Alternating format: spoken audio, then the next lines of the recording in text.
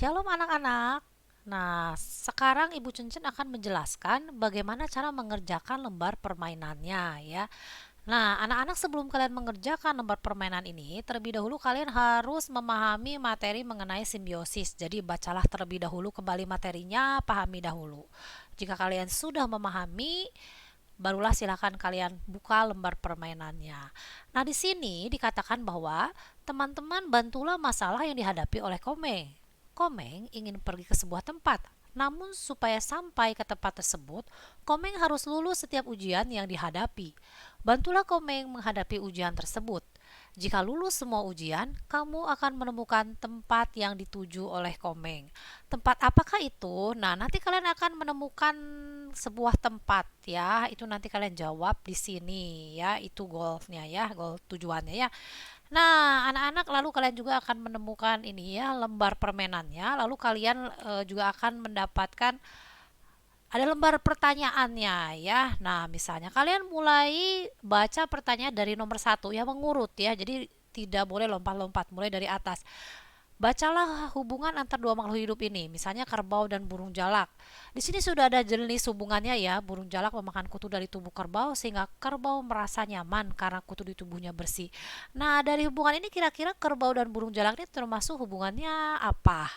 Nah, lalu jika kalian sudah tahu, nah kalian kembali ke lembar ini, lalu kalian isi.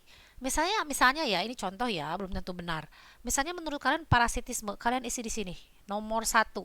Nah, ini nomor satu di parasitisme. Jadi kolom yang pertama ini untuk parasitisme, yang tengah untuk mutualisme, dan yang kanan untuk komensalisme ya. Nah, lalu kalian ke nomor 2. Hubungan antara tali putri dan inangnya. Inang itu artinya tumbuhan yang ditumpanginya. Di sini udah ada penjelasannya. Tali putri mengambil makanan pada inang, sedangkan inangnya lama-kelamaan mati karena makanannya diambil. Nah, menurut kalian ini berarti termasuk apa ya dari penjelasan itu? Kalau menurut kalian itu di parasitisme, kalian tulis nomor 2 berarti di sini ya, di bawahnya, tepat di bawahnya. Tapi kalau menurut kalian ini mutualisme, kalian tulis di sini ya, 2. Misalnya ya, nah, seperti ini. Lalu kalian juga kerjakan nomor 3, pohon anggrek dan inaknya termasuk yang mana? Misalnya menurut kalian, oh yang ini mutualisme, anggrek itu dan inangnya tuh. Nah, seperti ini ya. Nah, misalnya kalian sudah mengisi semua ya, ada sampai 9 nomor misalnya ya, ini kalian isi 4 misalnya. Menurut kalian nomor 5 yang ini misalnya ya. Nah, lalu menurut kalian nomor 6 di sini misalnya ya anak-anak ya, ini hanya contoh ya. Nanti kalian kerjakan sesuai dengan kelompoknya yang tepat ya. Nah, lalu misalnya terakhir seperti ini. Udah angka lengkap 1 sampai 9. Nah, lalu yang terakhir, nah ini hubungkan dengan garis pada angka-angka. Ya, ini silakannya di screenshot ya. 159871. Sekali lagi, hubungkan 159871. Nah, kita hubungkan nih yang tadi 159. Mana 9? 8, 7, 1.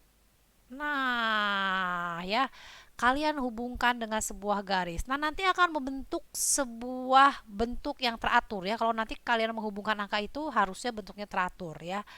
Kalau kalian menjawabnya dengan tepat. Nah, lalu setelah itu barulah kalian isi di sini. Kalian akan nanti mendapatkan bentuk yang teratur itu apa? Ya, di sini jawabannya ya, anak-anak. Nah, anak-anak ketika kita mempelajari simbiosis, kira-kira simbiosis apakah yang diharapkan Tuhan yang dilakukan oleh sesama manusia? Nah, ternyata dalam Imamat 25 ayat 17a dikatakan bahwa janganlah kamu saling merugikan satu sama lain. Artinya, Tuhan menghendaki agar kita tidak menjadi parasit atau merugikan bagi orang lain. Misalnya keberadaan kita itu membuat orang lain atau sekeliling kita menjadi rugi karena keegoisan kita. Nah, itu Tuhan tidak menghendaki. Tetapi sebaliknya, kita harus bertolong-tolong menanggung beban ya dalam Galatia 6 ayat 2. Artinya apa? Sesama manusia kita harus saling memberkati. Jadi simbiosis yang diharapkan Tuhan antar sesama umatnya adalah simbiosis mutualisme. Dalam arti ini adalah kita saling memberkati ya, bukan sekedar saling menguntungkan. Karena ketika kita berbicara soal saling menguntungkan, kadang-kadang menguntungkan tetapi tidak benar. Nah, dalam firman Tuhan kita harus menguntungkan tetapi benar. Jadi dengan kata lain saling memberkati itu lebih tepat ya dalam firman Tuhan. Baik anak-anak, kita sama-sama saling memberkati satu sama lain ya anak-anak. Terima kasih atas perhatiannya anak-anak, selamat belajar dan Tuhan Yesus memberkati. Bye bye.